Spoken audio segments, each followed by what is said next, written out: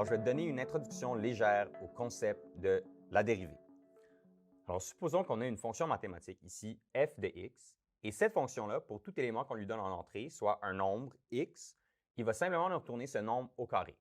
Et ça, on va dénoter cette sortie de la fonction par y. Alors, on peut tout simplement dire que y est égal à x au carré.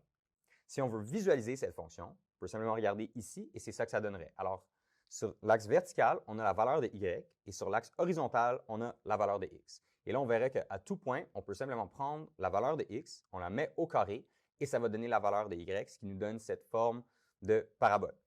Et là, on veut dire, c'est quoi la dérivée?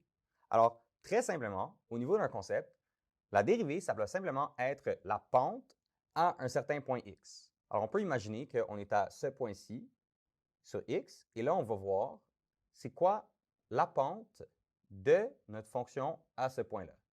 On va regarder c'est quoi la pente, et on va voir qu'elle a une certaine valeur. Et là, on peut se diriger à un autre point, et regarder ici, eh bien, c'est quoi la pente à ce point-là? Et on verrait qu'à ce point-ci, la pente est beaucoup plus à pic. Et très informellement, c'est ça l'idée de la dérivée, c'est que c'est la pente à un certain point dans notre fonction. Alors, comment on note ça? On va simplement prendre notre fonction f de x, et la façon la plus commune, la plus courante de noter ça, c'est simplement on met f apostrophe de x. Et ça va signifier que c'est la dérivée.